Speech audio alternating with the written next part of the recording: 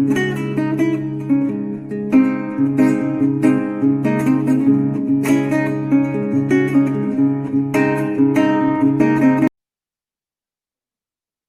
morning, everyone. How are you all?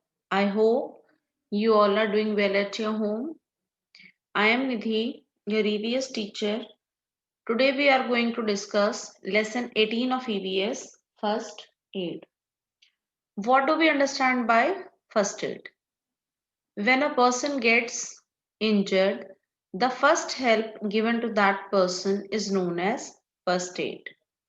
जब कोई भी व्यक्ति घायल हो जाता है या कोई दुर्घटनाग्रस्त हो जाता है, जो सबसे पहले उन्हें हेल्प दी जाती है, जो प्राथमिक चिकित्सा, जो सबसे पहला उपचार उनका किया जाता है, उसे फर्स्ट एड कहते हैं। इस चैप्टर में हम ये पढ़ेंगे फर्स्ट एड क्या होता है। कुछ आपको सिचुएशंस दी हुई हैं इसमें। अगर आप उस सिचुएशन में हो तो आप बेसिकली कैसे उस पर्सन की हेल्प कर सकते हो। अपने फर्स्ट एड बॉक्स के बारे में हम इस चैप्टर में स्टडी करेंगे। So let us start the chapter.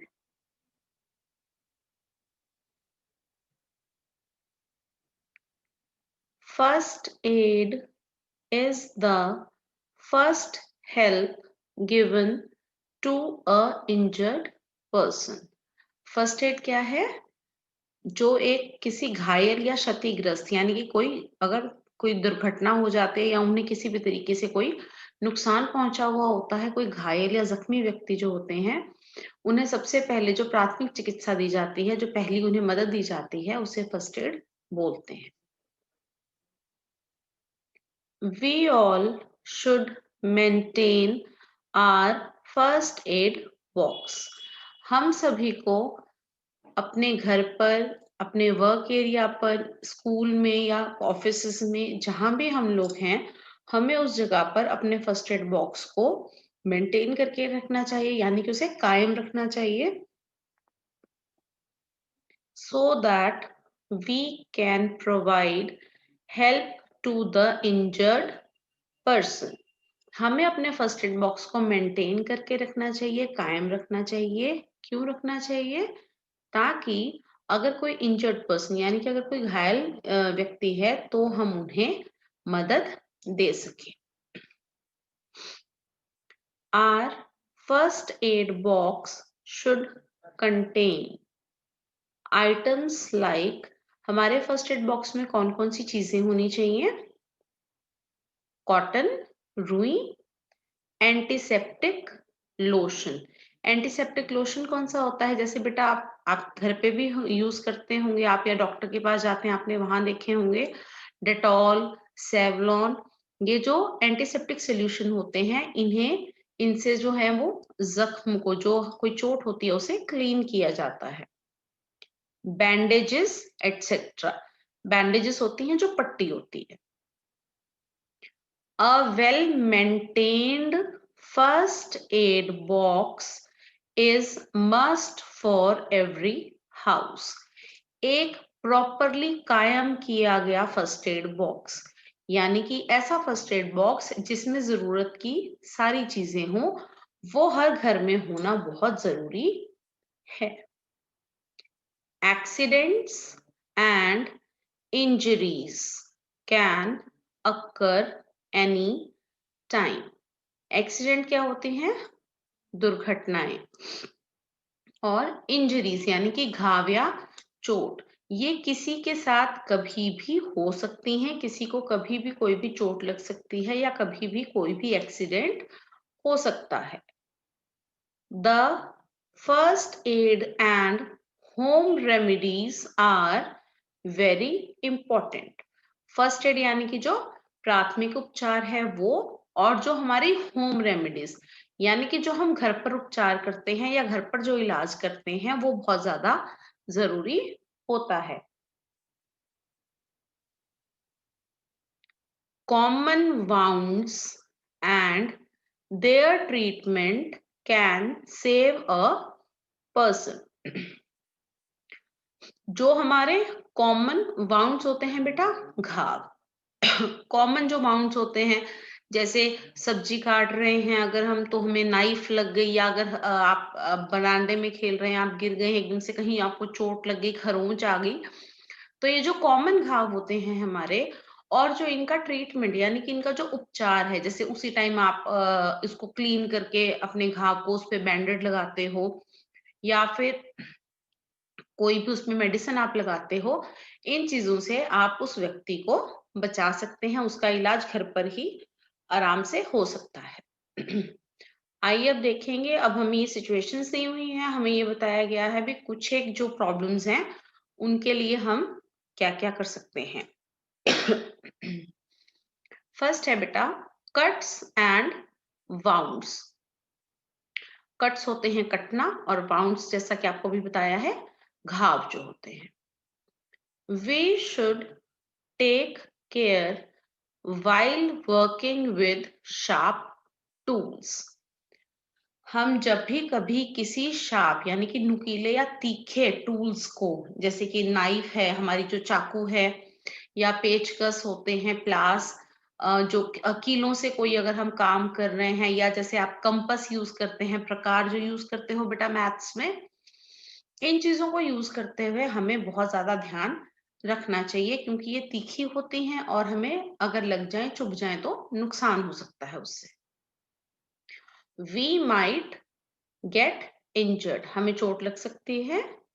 Minor cuts and wounds can be easily handled by, जो हमारे छोटे कट हैं, छोटा जो मतलब अगर आप कंपास यूज कर रहे हैं, या जैसे मैंने आपको भी एग्जांपल दिया था, नाइफ से आप सब्जी काट रहे हो या कोई भी आप फ्रूट काट रहे हो, अगर आपको कोई कट लग जाता है या उससे कोई घाव हो जाता है, वो बहुत आसानी से आप उसे हैंडल कर सकते हो। कैसे कर सकते हैं, देखिए बेटा, इसके स्टेप्स आपको गिवन है। फर्स्टली, सबसे पहले आपने क्या करना है, wash your hand with soap and water. सबसे पहले तो आप अपने हाथों को साबुन से और पानी से धोएंगे। उसके बाद clean the wound with a cotton and antiseptic lotion. उसके बाद जहां आपका वाउंड है, जहां घाव है, उस जगह को कॉटन से और डिटॉल या सेवलॉन कुछ भी यूज करके उसे आप साफ करेंगे, क्लीन करेंगे। Thirdly, you can also use an ice pack to stop bleeding. अगर आपका खून बहता बंद नहीं हो रहा है, उसके लिए आप क्या कर सकते हैं, आइस पैक, यानी कि उस पे एक हैंकी में बर्फ को रखकर उससे अगर आप अपने जख्म को सेकेंगे, तो फिर वहां की जो ब्लीडिंग है, जो खून बहना है, वो रुक जाता है, बंद हो जाता है। After that, put a band-aid if the cut is small. आपका अगर कट छोटा है तो आप उस कट पर अपनी बैंडेड उसके बाद लगा सकते हैं, क्लीन करने के बाद। Fifth is go to a doctor and take anti-tetanus injection within 24 hours of injury. उसके बाद आप क्या करेंगे, उसके बाद आप डॉक्टर के पास जाएंगे और 24 आवर्स यानी कि 24 घंटे के अंदर अंदर आपको एंटी टेटनस इंजेक्शन लगवाना होता है। क्यों लगवाते हैं टेटनस का इंजेक्शन, ताकि कोई भी इंफेक्शन बॉडी में ना हो। Last is you may change the bandage every day, और जो भी आपकी बैंडेज है, जो भी आपकी पट्टी की हुई है, उसको डेली चेंज करना चाहिए।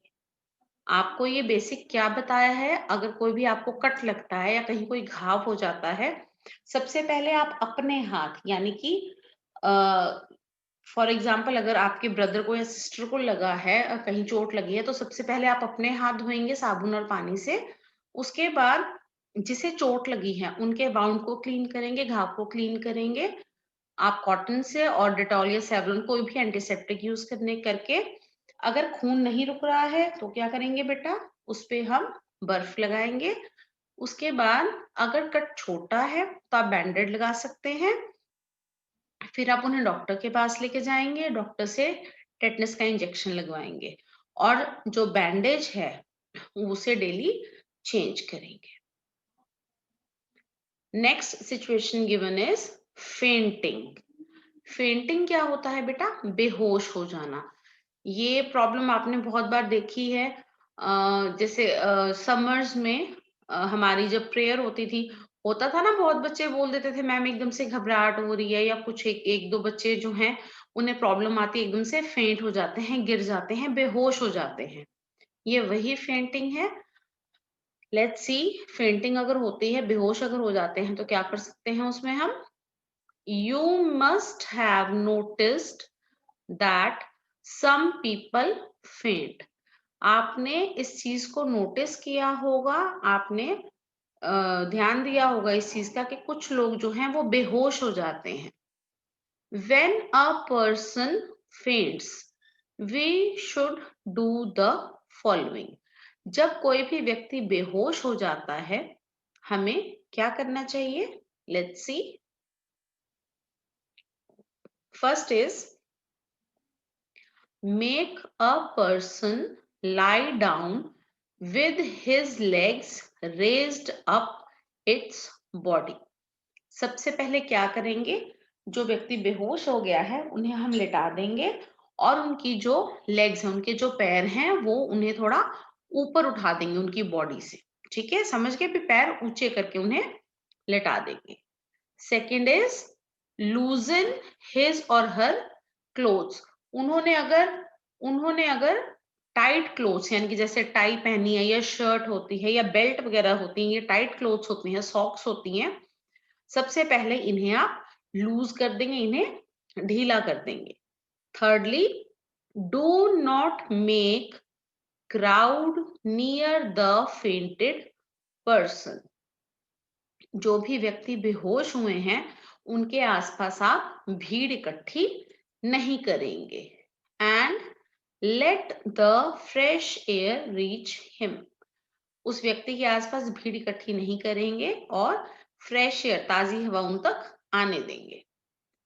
Lastly, inform to the doctor immediately. तुरंत आप अपने डॉक्टर को इन्फॉर्म करेंगे, डॉक्टर को बुलाएंगे। अगर कोई व्यक्ति बेहोश हो जाता है तो क्या स्टेप्स बताए हैं आपको बेटा? सबसे पहले उन्हें लिटा देंगे, उनके पैर थोड़े ऊंचे करके। उसके बाद उनके जो क्लोथ्स हैं उन्हें थोड़ा लूज कर देंगे।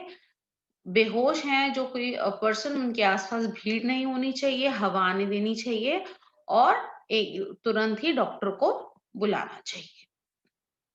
नेक्स्ट इज बेटा इंसेक्ट बाइट।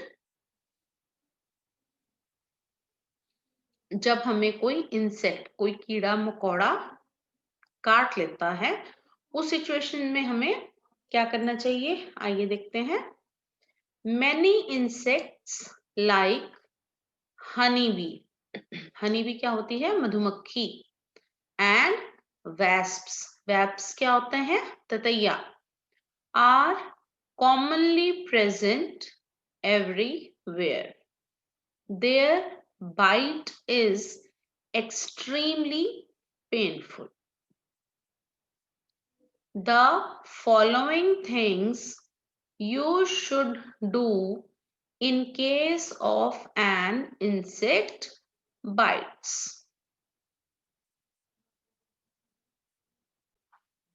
हमारे आसपास बहुत सारे इंसेक्ट्स होते हैं, जैसे कि मधुमक्खी है, ततैया है, और इनका जो बाइट होता है, यानी कि ये जब हमें काटते हैं उस टाइम हमें बहुत ज्यादा पेन होता है। इनकी जो बाइट है, इनका जो काटना है, वो बहुत ज्यादा दर्दनाक होता है, हमें बहुत ज्यादा पेन होता है।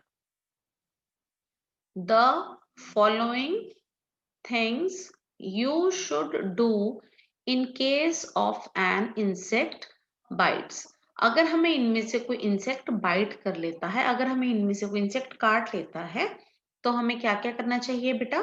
देखिए, first remove the sting. Sting होता है डंक। सबसे पहले तो ये जो जब हमें बाइट करते हैं, ये अपना डंक हमारी स्किन में छोड़ देते हैं। सबसे पहले तो हमें उस डंक को निकाल देना चाहिए। सेकेंडली, उसके बाद क्या करना है? Apply some lime water and ammonia on the wound to neutralize the effect of the sting. सबसे पहले तो हम उसमें से डंक निकाल देंगे, उसके बाद लाइम वाटर यानी कि नींबू का जो रस होता है और उसमें अमोनिया को मिक्स करके हमें उस बाइट पर जहां उसने हमें काटा है वहां पर लगाना है। ये क्यों लगाया जाता है? ताकि जो उसके डंक का प्रभाव है, जो उसका असर है वो कम हो जाए और उसमें ना तो पेन हो ना हमें वो जो डंक है हमारी बॉडी को वो नुकसान ना करे। थर्डली उसके बाद क्या करना है बेटा?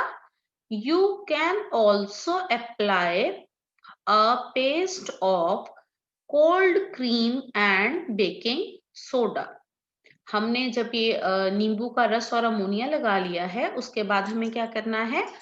कोल्ड क्रीम जो हमारी नॉर्मल क्रीम होती है वो और बेकिंग सोडा का पेस्ट बनाकर हम उस डंक वाली जगह पर लगाएंगे जहां पर उस इंसेक्ट ने हमें काटा है।